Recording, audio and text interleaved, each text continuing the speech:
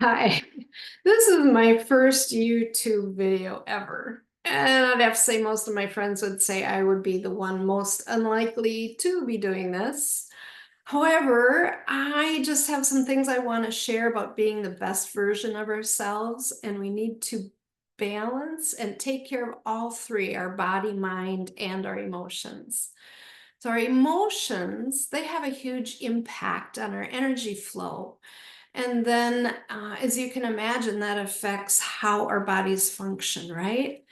The heart rules all of our systems and organs. So if we have an open heart, we're in a state of unconditional love, and our energy, our bioelectricity flows freely. And it provides everything in our body, the systems, it provides our body the energy it needs to thrive. Emotions can block the flow, and they're fear-based emotions, because there's two emotions, there's love and there's fear. All are spin-off on one of those two emotions. So fear-based emotions are like judgment, anger, shame, unforgiveness, greed, resentment. You get the idea. And if we remain in this space, there's a whole cascade of health concerns that begin.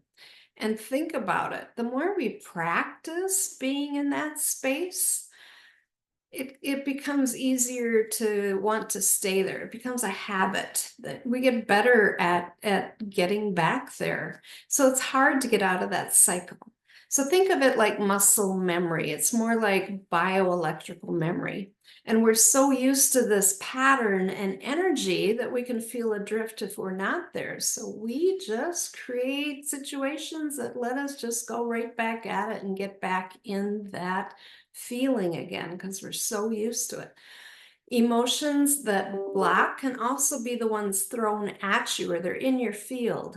So how we react to these errant missiles also makes all the difference on our peace and tranquility and our health.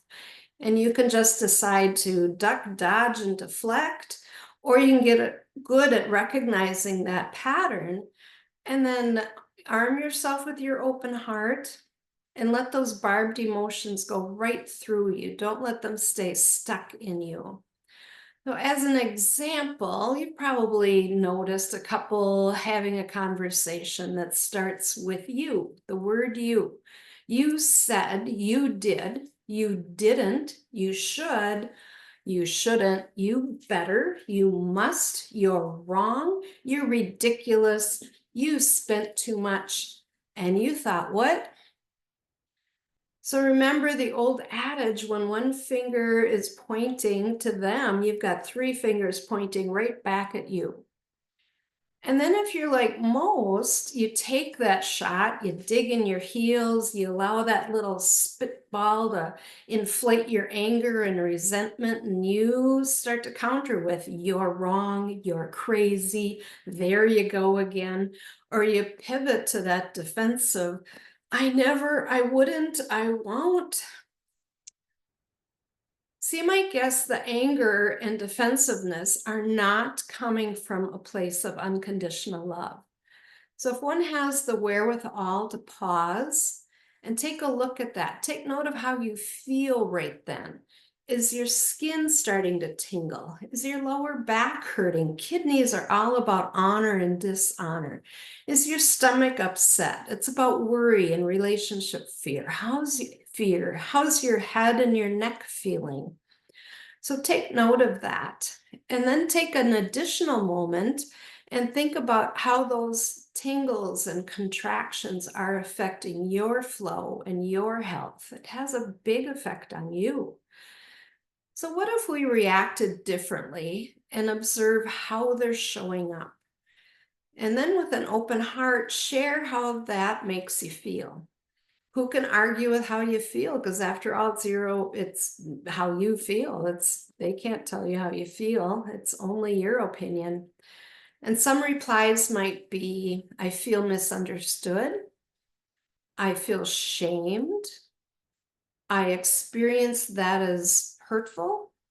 And what if the conversation could begin with, honey, I feel that item was a little pricey for our budget. And then you two actually had just a real normal conversation where you listened to each other. So that feeling versus accusing, it also takes the energy out of that usual energetic pattern of back and forth and ramping it up. Can you see how this might put you in an open-hearted feeling state where your energy flows and doesn't get blocked? And just notice and realize that emotion is theirs. It's not yours. So you choose I feel versus the accusatory you. And choose not to hold on to it. Allow it to go through to not constrict your bioelectrical being for your joy, abundance, and flow. Thanks.